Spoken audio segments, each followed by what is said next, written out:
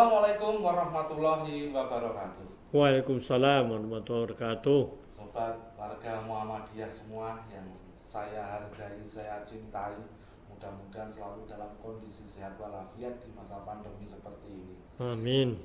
Ah, kita lanjut kembali obrolan-obrolan yang sudah sering kita lakukan. Kebetulan sudah hadir ini Bapak Eni Astianto selaku salah satu pimpinan dari PDM Kota Yogyakarta ya Pak Eni. Ya. Kita ngobrol santai Pak Eni. Ya, betul. Dan kebetulan ini sekarang kita melihat fenomena Yogyakarta itu ternyata sekarang itu kan banyak hotel dijual. Oh ya. Karena masa pandemi itu hotelnya sepi tamu Pak. Bangkrut. Jadi dijual. Sehingga banyak rumah-rumah atau tempat-tempat itu menjadi kosong, tidak berpenghuni. Oh ya. Nah, fenomena-fenomena ini ternyata juga banyak di tempat-tempat lain, di perkampungan-perkampungan itu kan juga ada lahan-lahan kosong seolah-olah tidak bertuan. Gitu. Kemudian rumah-rumah ya mungkin rumah-rumah kuno gitu, masuk cagar budaya dan tidak ditempati, sehingga notabene ini yang menempati jadi makhluk-makhluk tertentu ya Pak. Maksud saya makhluknya tertentu itu ada semut. Dikira makhluk tertentu itu yang medeni. Ya, nah itu kan jadi kondisi bangunan kan malah menjadi rusak toh Pak. Iya. Fenomena ini gimana Pak ini? Iya, jadi memang saya sering mengamati itu ada di kawasan cagar budaya ya, yang mana di situ ada bangunannya bagus ya, arsitekturnya itu juga bagus ya, dan arsitektur itu kan ada dua. Yang pertama mungkin gaya Indis gitu, Indis itu pengaruh Londo lah, gitu.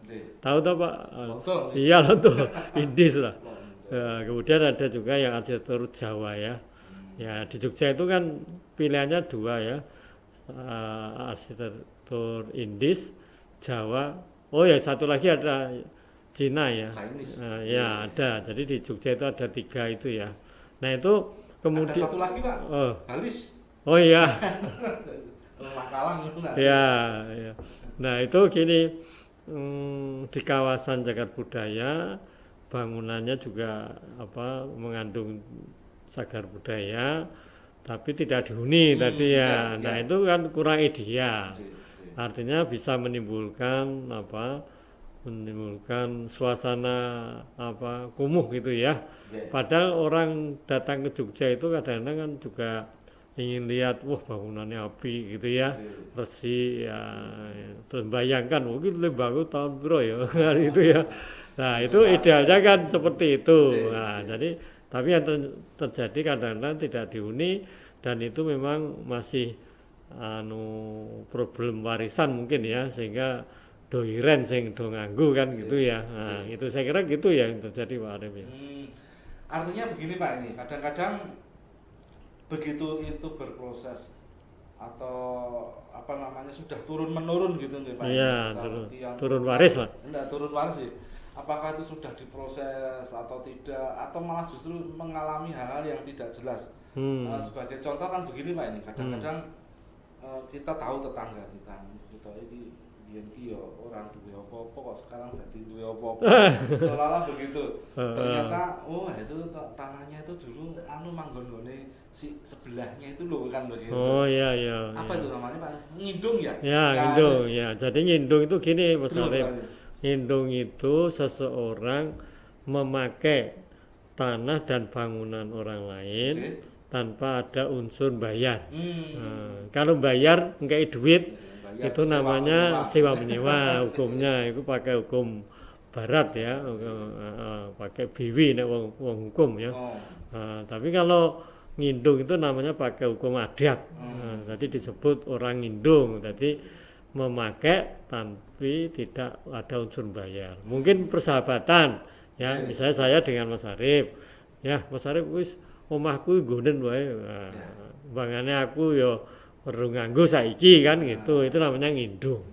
Bisa juga orang bekerja di satu suatu perusahaan, terus perusahaan itu punya tanah tanah, rumah, ya sudah kamu aja tinggal tinggal situ ya, sebagai ngindung lah di situ. Nah, itu bisa juga kan, ya. Oke, artinya begini Pak ini, apakah itu nanti nggak menjadi problem ya ketika ketika sudah turun temurun itu tadi loh Pak ini, sudah mungkin satu generasi, dua generasi, bahkan sampai 3 generasi. Kadang di satu generasi saja itu sudah problem. Jadi misalnya jatuhnya di anak merasa oh itu saya ngopeni bapakku kok misalnya atau keluargaku kok mengarep dijaluk sampai naik dewi. Kadang kan begitu Pak ini. Iya. Nah ini kan jadi problem ini Pak. Nah, memang kalau ada problem itu mungkin orang itu tidak paham hukumnya. Hukumnya yang namanya ngindung itu ya sebatas orang pengindung itu. Jadi pengindung itu tidak, hak ngindung itu tidak dialihkan. Tidak diturunkan. Ya dialihkan, bahasanya dialihkan kepada ahli waris. Ya, misalnya bapak kita itu pengindung. Nah, ketika kita itu ada di situ, kemudian bapaknya meninggal, ya tidak boleh langsung terus di situ. Nah, jadi sebatas bapaknya, karena pengindungnya kan bapaknya. Harusnya dibalikin kepada pemiliknya. Kalau pemiliknya masih hidup, dikembalikan kepada pemiliknya masih hidup. Nah, pemiliknya wis mati, ya dikembalikan pada para ahli warisnya, dikembalikan loh. Ini sudah selesai pengindungannya itu. Nah, itu sebetulnya yang sebenarnya. Tapi tidak mau no. Berbeda ya Pak. Ya wis seneng manggon ning ngono atau terus akhirnya wis gah apa pindah. Lunga nek ditukoni lemah padha lah. Nah, itu ya yang sering terjadi seperti itu. Nah, kalau enggak ya saya enggak mau pindah. Nah, itu ini gimana ini Pak Weni? Jadi kan kalau apa ibarat kata pepatah itu orang Jawa mengatakan ditulung malah mentung ya Pak. Nah, itu yang sering terjadi.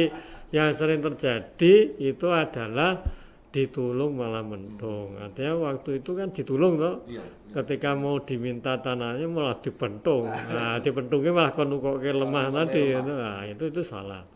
Yang benar itu kan tidak seperti Warim. Yang benar itu kalau tanahnya mau dipakai oleh ahli warisnya, yaitu diberi istilahnya dalam hukum adat ya. Kita kan mengenal hukum adat. Itu namanya tukon tali. Ya, istilahnya memang istilah lama Jawa ya. Tukon tali. Jadi tuku tali itu tukon tali. Itu ya nilainya seberapa? Ya sekedarnya, bukan oke banget itu Anda ya itu gitu. Itu mungkin waktu kerennya itu kan berarti biaya bantuan untuk pindah. Iya, itu hanya ya. Semangatnya itu dibantu ketika pindah-pindahan. Itu orang jalur duit sauka-uka gitu. Malah gedak gitu Pak. Iya. Namanya apa bisa dikatakan rapangerten gitu. Dan ini Mas Arif kadang-kadang tidak hanya kasus perorangan ya. Misalnya tadi itu perorangan. Ya, bisa juga badan hukum atau yayasan lah. Jadi bukan perorangan ya. Lembaga, yayasan, lembaga atau perserikatan misalnya ya. Nah, itu kan punya tanah ya, kemudian diberikan hak ngindung pada keluarga kan gitu. Nah, ketika ini sudah meninggal, nah kemudian anak-anaknya masih menempati di situ. Nah, kemudian yayasan itu memakai, mau melebarkan sekolahnya atau mau untuk tempat belajar atau ibadah atau apa itu ya. Nah, ini karena ini tidak menyadari, kemudian malah minta pesangon yang banyak ya. Nah, ketika yayasannya itu ya masih keuangannya tidak banyak kan menjadi problem ya. Ya, dari problem. Kalau pengindungnya satu mungkin juga begitu problem. Oh iya, nah, tapi kalau pengindungnya 10 gitu ya berat toh ya. Jadi akhirnya bisa terhambat daripada program-program dari yayasan itu atau lembaga atau apa kan itu. Nah, makanya pengertian ngindung ini menurut saya perlu disosialisasikan ya, sehingga nanti ketika ada lembaga yayasan yang untuk mengembangkan apa program-programnya memakai tanah untuk kemaslahatan orang banyak, kemaslahatan umat, tidak apa menjadi kendala gara-gara soal ngindung tadi, karena yang ngindung sudah paham hukumnya. Nah, itu saya kira begitu. Iya Pak, ini matur nuwun sekali, ini sudah banyak sekali karena topik kita memang apa namanya mengindung ditulung malah mentung kan gitu ya Pak ini. Ya, mudah-mudahan besok rano sing bentung ya. Mudah-mudahan dengan topik ini menyadarkan kita semua bahwa yang namanya mengindung itu ya mestinya sudah sangat disyukuri. Itu kalau sewa sudah berapa ya Pak ini? Ya, kalau Jawa itu namanya duh, kowe iki manggon kono kan wis entuk manggon iki pira-pira. Ah, jadi kudu filosofinya kudu nganggo pira-pira ya. Tapi pira-pira ini kita bahas ya, dan itu kalau bukan orang Jawa juga susah ya mengerti pira-pira. Tapi orang Jawa kalau diomongin kowe kudu pira-pira lho. Itu ya wis mlebu ati ya. Iya. Iya, matur nuwun Pak ini.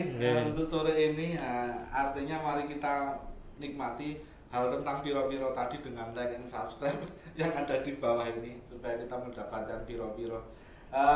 Baik para warga Muhammadiyah semua, terima kasih atas atensinya. Silahkan kalau ada pertanyaan atau ada gagasan atau apapun dituliskan di komen untuk kita bisa mengembangkan konten ini dengan baik. Terima kasih. Assalamualaikum warahmatullahi wabarakatuh.